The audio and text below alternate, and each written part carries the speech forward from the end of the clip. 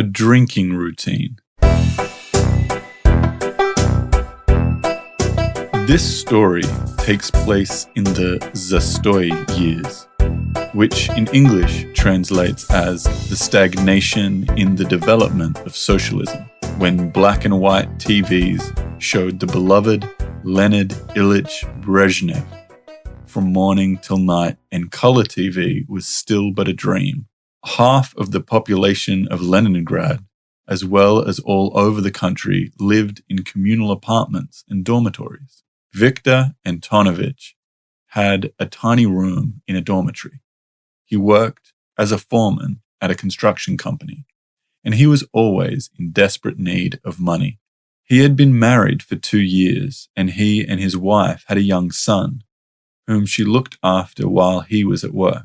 His foreman's salary, 135 rubles a month, was barely enough for food. They lived hand to mouth, or they used to say, in the USSR, from advance to payday. Even out of that tiny amount, the administration would take amounts for various fines, for late delivery of pallets, for fire safety rules violations, for technical inspections, and so forth. In addition, Viktor was still making payments for a suit he had bought on credit a year and a half before. So when an offer came for a bricklaying job for some extra money, Viktor agreed at once. He enlisted the help of 2 bricklayers for the job.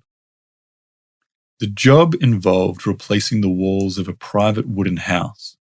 The family living in the house were rather prosperous due to their savings. The family consisted of an elderly couple in their 70s, Ivan Prokorovich and Aksiniya Serafimovna, and their unmarried 42-year-old daughter, Natalie. All would have gone well for the family, were it not for Ivan's fondness for alcohol. This is, unfortunately, not uncommon in rural areas. His drinking habits had remained unchanged for the past 15 to 20 years, and were, in his view, completely reasonable. From Monday to Friday, Ivan worked as a guard at the local lumber yard, and from Friday evening to Sunday evening, he spent all of his time drinking various kinds of alcohol with his buddies. Neither his wife, nor his daughter, nor natural disasters, nor the whirlwinds of political events could interfere with this routine. After several unsuccessful attempts to change things, Natalie and Aksiniya gave up, having resolved themselves to the fact that as long as he came back home, they will let him do as he wishes. And every Sunday night, no matter what kind of condition he was in, Ivan would come back home, almost like on autopilot. On Friday, he would let himself loose. By Saturday, he would be completely wasted, but on Sunday, he would courageously restrain himself, saying, "Gotta work tomorrow."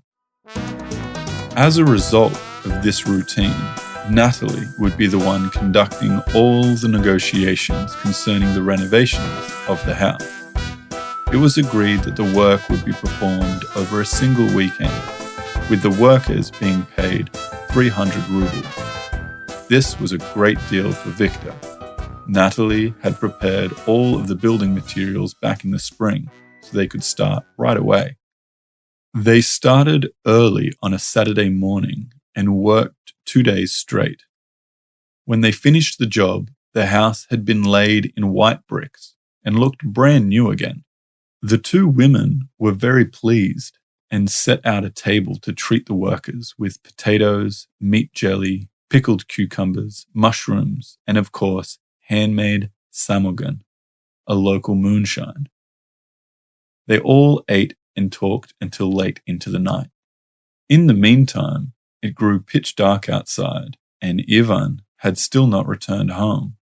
This had never happened before, so they all went out in search of him.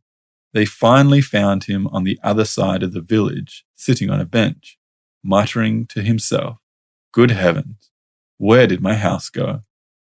The village is the same, the street is the same, but my home The log house that I built with my own 2 hands is gone, or I have lost my mind.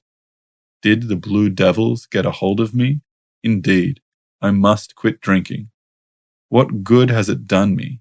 Here I am in my own village, where I have lived all my life, completely lost and unable to find my own house. We did well, Victor and the 2 bricklayers thought to themselves. Great job. Even the owner of the house doesn't recognize it. As it turned out, Ivan had passed his house a number of times, looked directly at it and didn't recognize it.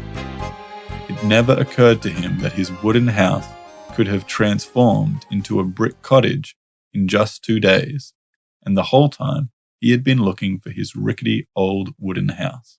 When he was escorted to his new cottage, he shouted in amazement, "No, it can't be. This isn't my house."